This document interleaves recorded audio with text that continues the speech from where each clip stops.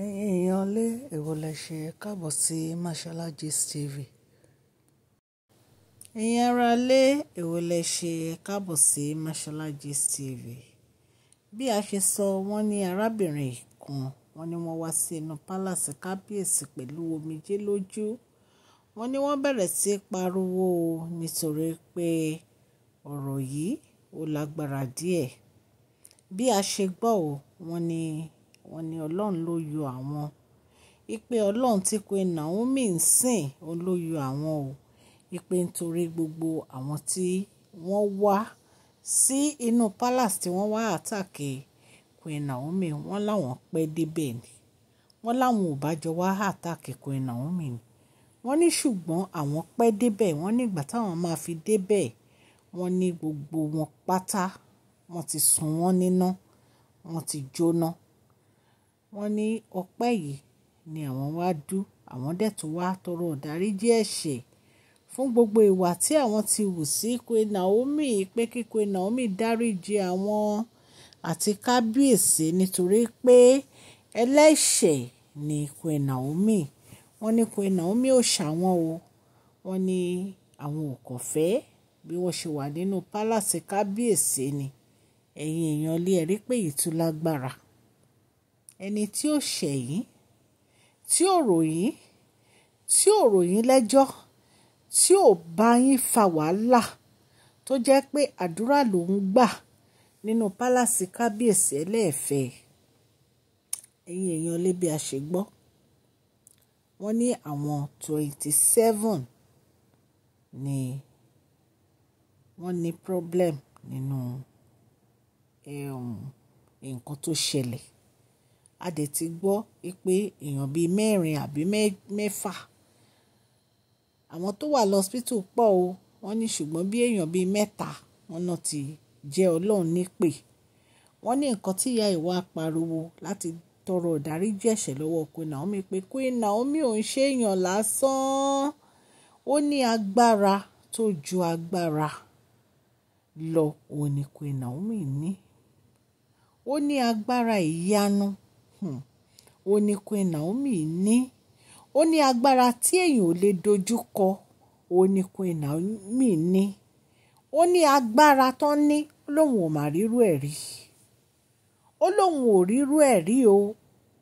Ó ní látìgbà tí òun ti ń kọ pé èèyàn ní agbára, ó ní irú ẹ̀ tí Queen Naomi rí nìyí, ó lóun ò rírú ẹ̀ rí. Ó ní kí wọ́n fi Queen Naomi sílẹ̀, kán fi Queen Naomi àti kábíyèsí sílẹ̀, pé òun ti yọwọ́, òun ti yẹsẹ̀, kí wọ́n fi Queen Naomi sílẹ̀. Ẹ̀yin èèyàn lé, allegedly nǹkan tá a gbọ́ nìyẹn o, tó ní ìyá yìí sọ.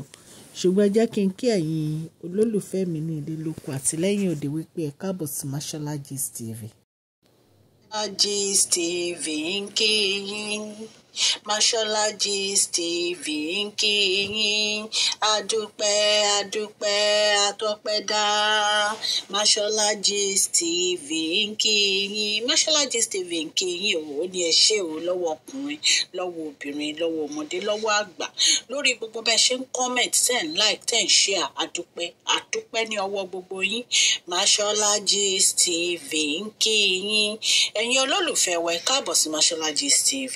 Ṣé àlàáfíà ni ẹwà gbogbo lè ń kọ́? Orúkọ mi ni Mashola kò yí padà. A máa ń sọ̀rọ̀ nípa celebrity gist, royal gist, politics àti gbogbo nǹkan tó ń ṣẹlẹ̀ ní agbègbè orílẹ̀-èdè bàbá wa ní ilẹ̀ Nàìjíríà.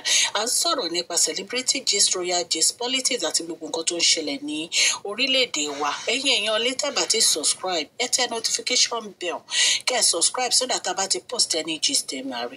À ń sọ Yorùbá lórí channel yìí nítorí pé a fẹ́ gbàgbé àṣà àti èdè wa. Ẹ̀yin èèyàn lé, à ń ṣe advert lọ́lọ́kùn òjọ̀kan lórí channel yìí. Ẹ kàn sí wa ní Mashola Gist TV. Ọlọ́run Elédùmarè á bá mi gọ́wọ́ yín sókè o. Ọlọ́run Elédùmarè á bá mi ran gbogbo yín lọ́wọ́ o. Òkè òkè ni ọlá yín á máa lọ o. Ọlá yín ò ní lọ ìsàlẹ̀ láíláí. Wọ́n ní bí arábìnrin yìí bí ó ṣe bẹ̀rẹ̀ sí bẹ Queen Naomi ní, tó ń kígbe ní ohùn rárá wípé kí Queen Naomi dáríjì òun, mọ̀ pé òun ti ṣẹ̀ Queen Naomi o. Wípé Queen Naomi ò ṣe àwọn o, wípé àwọn kan ń dojú ìjà kọ Queen Naomi ni. ẹ̀yin èèyàn lé ẹ̀rí pélé ayé yìí le. Ọlọ́run ó wà lórí ìtẹ́ tó ń wo gbogbo àwọn oníṣẹ́ ibi yìí. Ọlọ́run fún Queen Naomi ní agbára nítorí wípé inú wọn mọ́, iṣẹ́ ọwọ́ wọn mọ́, wọ́n dẹ̀ tún mọ Ọlọ́run ọba. Ìtorí ẹ̀ ni Ọlọ́run fi fún wọn ní agbára láti borí gbogbo àwọn èèyàn burúkú yìí. Bí a ṣe gbọ́, wọ́n ní gbogbo àwọn èèyàn burúkú yìí tán wá àtàkì wọn, wọ́n ní gbogbo wọn náà jóná ni. Wọ́n ní cat 27 òun ló jóná sí inú palace. Ẹ bá mọ̀ pé alágbára ni Ọlọ́run ọba. Ọlọ́run ò dẹ̀ ní fi Queen Naomi sílẹ̀ àti kábíyèsí. Agbára tí Ọlọ́run fún wọn, ẹ̀mí mọ́ tó ní, Ọlọ́run ò ní gbà lọ́wọ́ wọn. Ní agbára Ọlọ́run. Wọ́n ní bí ìyá ìṣe bẹ̀rẹ̀ sí pariwo nìyẹn kí wọ́n fi Queen Naomi sílẹ̀ kọ́. Yọ Queen Naomi lẹ́nu mọ́ wípé torí Queen Naomi ò ṣàwọn, kò sí nǹkan tí Queen Naomi ṣe fáwọn, àwọn làwọn ń fẹ́ràn, àwọn làwọn ń wá wàhálà. Ẹ̀yin èèyàn lè yìí tó lágbára o. Ẹ jọ̀ọ́, kí ni Queen Naomi ṣe fún yín? Kí ló ṣe fún yín tẹ́ ẹ jẹ́ kó gun omi? Ọmọ kékeré ẹ wá dojú ìjà kọ ọmọ 30 years, ẹ dojú ìjà kọ.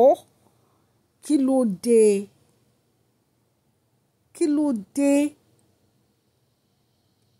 Nítorí ẹni ẹlẹ́ni wá sí inú ilé ọkọ ẹ̀, ẹni tí ó jẹ́ adé orí ẹ̀ tó bímọ fún, ó padà sí ilé ọkọ ẹ̀.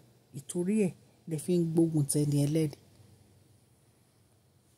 Ṣùgbọ́n èmi mọ̀ pé Ọlọ́run wà lórí ìtẹ́ tó jẹ́ pé ó máa san fún oníkálukú gẹ́gẹ́ bí èrè iṣẹ́ ọwọ́ ẹ̀. Ẹni tó bá mọ rere ṣe kó máa ṣe lọ. Ẹni tó bá dẹ̀ mọ ìkà wù kó máa ṣe ìkà lọ. Bàbá wa Sunny Adé wọ́n ti kọrin, wọ́n ní ìkà kò níkà, rere abẹ́ ni rere. Ẹni tó bá ṣèkà láyé, ọmọ ẹ̀ á jẹ́ ń bẹ̀. Àdọ́mọdọ́mọ ọmọ ẹ̀ á jẹ́ ń bẹ̀. Nítorí wípé kò sí nǹkan téèyàn ń rí láyé yìí nínú ìkà. Kí ló dé? Kí ló dé tí ẹ jẹ́ kí kábíyèsí nísinmi nínú pálásì wọn? Kí ló dé tẹ́ jẹ́ kí kábíyèsí nísinmi nínú pálásì wọn? Ẹ wá gbógun ti kábíyèsí pé láyé Queen Naomi ò ní wọnú palace. Ẹ ti gbàgbé pé ẹ̀yin kọ́ lọ́lọ́run ọba tó dá wọn.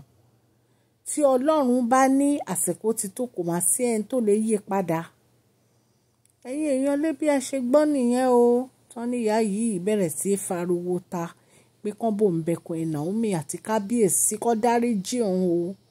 Tí a bá tún gbọ́ update, a máa mọ̀ wá fún yín. Mo dúpẹ́ púpọ̀ lọ́wọ́ gbogbo etí tó ń gbọ́ mi ní ilé lóko àti lẹ́yìn òde. Ẹ ṣé, ẹ kú àdúrótì Mashola Gist TV. Ọlọ́run Elédùmarè á bá mi gbé ọwọ́ yín sókè o.